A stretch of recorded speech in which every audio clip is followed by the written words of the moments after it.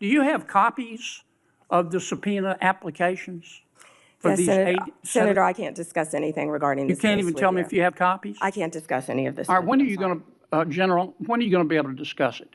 Senator, I just learned about this very recently, as did Director Patel, and we cannot discuss. If I were your special counsel and you were the director of the FBI and I'm trying to get the phone records of a sitting United States senator, did I mention it was a sitting United States senator? Is that something that you would expect me to tell you as director of the FBI? In general, I would believe the FBI would help execute the subpoenas. Senator John Kennedy steps into this hearing with one mission: expose what he believes is a dangerous breach of justice and accountability. And by the time he's done, the entire chamber is left trying to catch its breath. Let's get into it. Senator Kennedy. Me? Yes. General, welcome. Let's suppose that I'm appointed special counsel at the Department of Justice, and I go to the telecommunication companies, the phone companies. Let's single out AT&T, and I say, look, I know you're busy, but I want to see a copy of the phone records of a sitting United States senator. They're not going to just give them to me, are they? No, Senator, of course not. In fact, they're probably going to ask me what planet I just parachuted in from, aren't they? Yes, Senator. They're going to tell me to come back with a subpoena, aren't they? Yes, Senator. Okay. What do I have to show in that subpoena to get those phone records of a sitting? Did I mention it was a sitting United States senator? I can't remember. What do I have to show to get the phone records of a sitting United States senator? Yes, Senator, there were actually 8 sitting United States senators. Yeah, I heard that. And you would have to have cause. I'm sorry, what do I have to show? You would have to have cause to get the Good subpoena. cause or probable cause? Probable cause. Okay. Probable cause, or if it's a subpoena duces tecum, good cause, to show what? You would need good cause for a subpoena duces tecum, and what you would have to show is that you believed a crime had been committed, or there was a possibility of a crime, or that could lead to other crimes. We frequently, in criminal enterprises, subpoena cell phones. By the sitting United States senator? Senator, they would have to have believed you were part of a criminal conspiracy, is my understanding. Would a judge have to sign off on it? On the subpoena? Yes, Senator. Well, for a subpoena duces tecum, Jack Smith probably took it straight to the judge. Now, the phone companies, particularly their general counsel, if they're worried about civil liability, even with a subpoena to get the phone records of a sitting United States senator. Did I mention it was a sitting United States senator? Yes, Senator. The general counsel for that phone company, let's say AT&T, they have the right to seek to quash that subpoena, don't they? Phone companies frequently do that. Yeah. And a smart general counsel for that phone company is going to call the sitting United States senator and say, would you like to weigh in on this? Would you like me to quash the subpoena? We're talking about invading someone's privacy here by a sitting United States senator. Could the general counsel for the phone company do that? Well, Senator, if they believe that a crime could have been committed, they could not tip off the person who committed the crime. Again, I can't comment on details of this particular case. I'm just asking you theoretically. I've never seen you commit a crime, Senator Kennedy. But let's suppose, okay, they didn't want to tip off the sitting United States senator. But the phone company and the general counsel for the phone company, or companies, if there were more than one involved, could say, you know, this is serious as an aneurysm. This is serious as 4 heart attacks and a stroke. This is a sitting United States senator.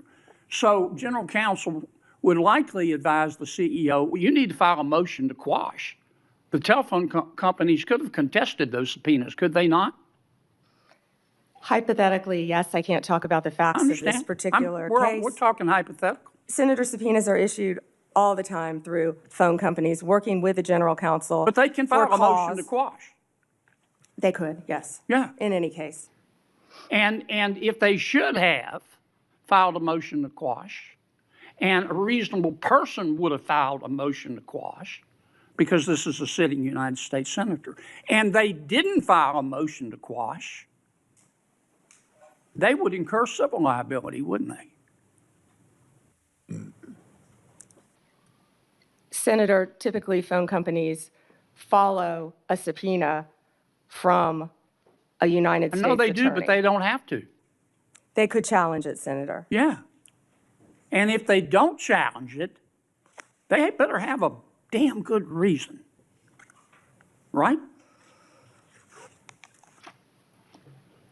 Right? Senator, I can't talk about the facts of this particular This is just a case. hypothetical. In general, hypothetically, Senator, maybe they didn't recognize any of the names of the 8 sitting United States senators. Hypothetically. That was a joke. Or maybe they should have gone to Amazon and buy some testicles online. Instead of just saying, sure, I'll just show you the phone records of a sitting United States senator on the basis of an administrative subpoena.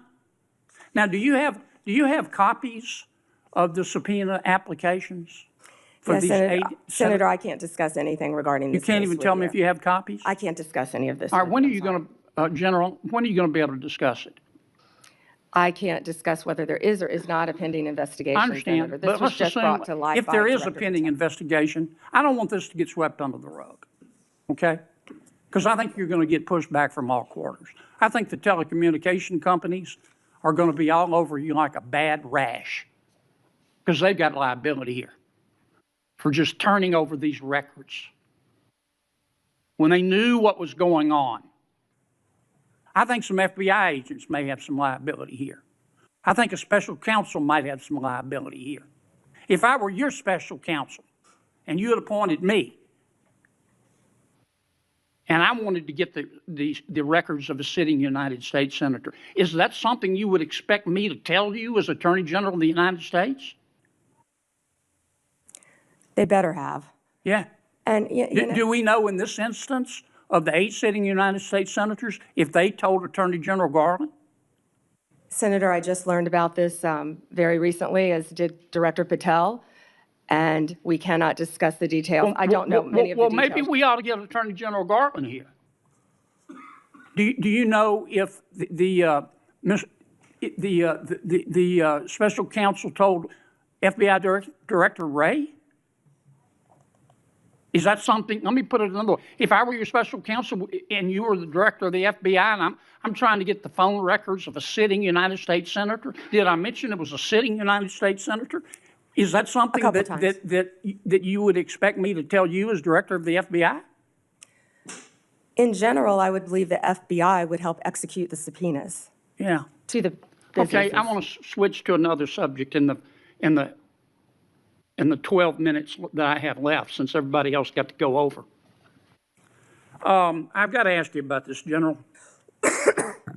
Secretary Howard Lutnick on October 1 gave an interview to the New York Post about Mr. Epstein.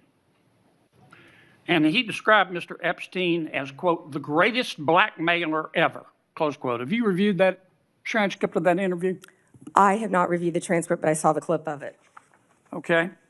It appears that Secretary Lutnick was Mr. Epstein's next door neighbor. In fact, their townhomes shared a wall. And the reporter that was talking to Mr. Lutnick, she asked how other prominent men could have been associated with Epstein when Mr. Lutnick could immediately sense that he was a, quote, pervert. And then Secretary Lutnick said, or rather the reporter said, did they see it and ignore it? Do you remember that from the interview? I do. And Commerce Secretary Lutnick said, no, they participated. And then Commerce Secretary Lutnick goes on to say, quote, that's what his MO was. You know, get a massage, And what happened in that massage room, I assume, was a video. This guy was the greatest blackmailer ever, blackmailed people. That's how he had money, end quote. Is that true? Senator, as our July memo said, we did not uncover evidence. This case has gone through 3 administrations, as well as former U.S. Attorney Alex Acosta. I know that, Pam. But have you interviewed Secretary Lutnick? No, Senator. Do you plan to? If he wants to talk to the FBI or the FBI wants to talk to him, that is more than on. Don't you think you ought to talk to him after this interview? Senator, if Howard Lutnick wants to speak to the FBI and if Director Patel wants to speak to Howard Lutnick, absolutely. Okay. Maybe we ought to get Mr. Lutnick in here too, Mr. Chairman. What you saw in that exchange between Senator John Kennedy and Pam Bondi wasn't a stylistic clash or political theater for its own sake. It was a moment where the formalities of Washington stripped away and a deeper question emerged. How much power does the government have? And what happens when that power crosses a line? Kennedy's line of questioning might sound repetitive or exaggerated at first, but repetition is a deliberate strategy in oversight hearings. Every time he emphasized a sitting United States senator, he wasn't being dramatic for effect. He was underlining the threshold of seriousness, because if the Department of Justice can access the private phone records of lawmakers without ironclad justification, then the guardrails that protect not just politicians, but citizens start to look dangerously thin. When Kennedy lays out the steps a telecom company normally takes, demanding a subpoena, verifying legal cause, assessing liability, he's walking the audience through what a functioning system is supposed to look like. And by doing so, he highlights what might have gone wrong. His tone makes it clear, whether or not someone believes a crime is involved, the process is designed to prevent the government from acting unilaterally. That system doesn't operate on trust, it operates on legal standards. If those standards weren't followed, it isn't a misunderstanding, it's a breach. Pam Bondi, on the other hand, is in a difficult position. There are moments in hearings where a witness can freely give answers, and there are moments where legal and procedural restrictions tighten their leash. Bondi knows she cannot discuss specifics, not because she wants to hide something, but because discussing an active or recently discovered investigation publicly could itself compromise the department, evidence, or people involved. But that limitation creates tension. Kennedy wants direct answers, the public wants clarity, and the structure of the Department of Justice prevents her from giving either. This dynamic is why the exchange feels so volatile. Kennedy's frustration isn't merely rhetorical. It's rooted in the belief that transparency should never bend to bureaucratic self-protection. His push for clarity reflects a fear that the DOJ may be drifting from its original purpose, from serving justice to exerting power. And Bondi's caution, even if warranted, unintentionally reinforces that fear. When the public repeatedly hears, "I can't discuss that," suspicion naturally fills the silence. Then comes Kennedy's analogy, the hypothetical about buying testicles on Amazon. It's crass, yes, but it's also a rhetorical tool meant to spotlight what he sees as a failure of backbone, especially from major corporations like AT&T. Large companies often comply with government requests to avoid conflict, but Kennedy raises the uncomfortable possibility that this compliance might not have just been passive, it might have been negligent. If civil liberties hinge on corporate courage, then the system is already weaker than most Americans think. When the conversation shifts toward accountability, Garland, FBI leadership, the chain of communication, Kennedy's motivation becomes clearer. He isn't only looking at the subpoenas themselves, he's questioning whether those entrusted with immense power exercised oversight or turned a blind eye. Because if processes break down at the top, every protection beneath them collapses. And the closing exchange about Epstein, though unrelated at first glance, actually reveals a thematic thread. Secrecy, power, and abuse thrive when institutions look the other way. Kennedy is drawing a parallel. When systems fail to question, fail to challenge, or fail to scrutinize, consequences expand far beyond a single case. What this hearing ultimately leaves the viewer with is a larger question. Who watches the watchers? Oversight isn't just a formality. It's the only safeguard preventing the powerful from rewriting the rules as they go. When Kennedy presses this hard, it's because he knows that once precedent is set, it doesn't get rolled back. If subpoenas for lawmakers can slide through without scrutiny, what else can? Moments like this define the ongoing battle over transparency in America, not between political parties, but between institutions and accountability. And the fact that these questions are being asked publicly, on the record, matters, because the health of a democracy depends not on the absence of conflict, but on the presence of inquiry. If you found this breakdown helpful and want more contextual, deeper analysis on hearings like this, make sure you like, subscribe, and join the conversation in the comments.